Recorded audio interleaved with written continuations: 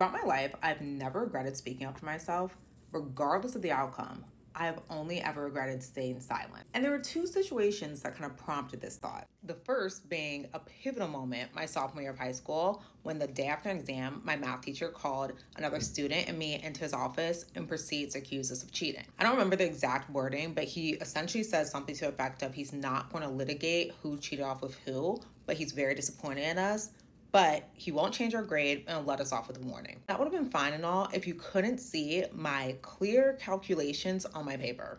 And let me mention, I got a 72 on this exam, so every calculation I did was basically wrong, but it was written there explicitly.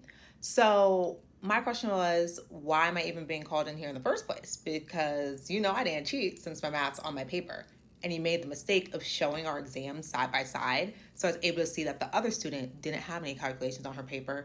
And in this class, we were told not to use any additional paper to write our notes on. You had to do it on your exam. So the fact that I'm in here in the first place was confusing to me. And this other student was clearly one of his favorites in the class. I'm not even just saying this. I can read a room. It was one of his favorite students.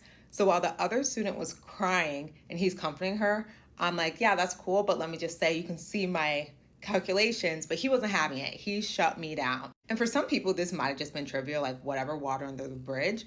But I don't think this teacher knew that he had the wrong one that day, because I went to a small PWI and this was just the final straw for me and being disrespected, because I've been disrespected one too many times. So I thought to myself, oh, he will be hearing from me.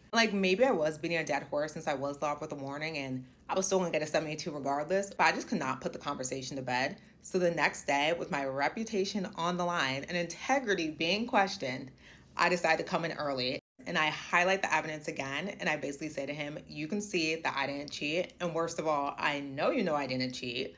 But he just dismissed me and basically didn't care, just cut the conversation short, and that was the end of that. But that day, he truly birthed a villain, because it just exemplified to me that life is unfair and you can only control your own actions. So sometimes you have to show people how to treat you.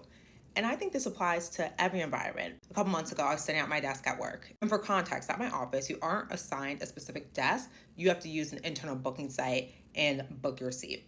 So this day, I'm sitting at my desk, deep in work, like the corporate girl that I am, really just working hard. And a woman comes up to me.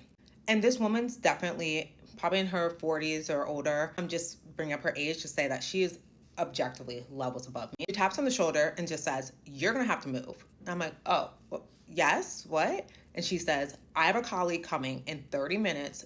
You can stay here until then, but you need to get up and go. And she says it more aggressively the second time and literally storms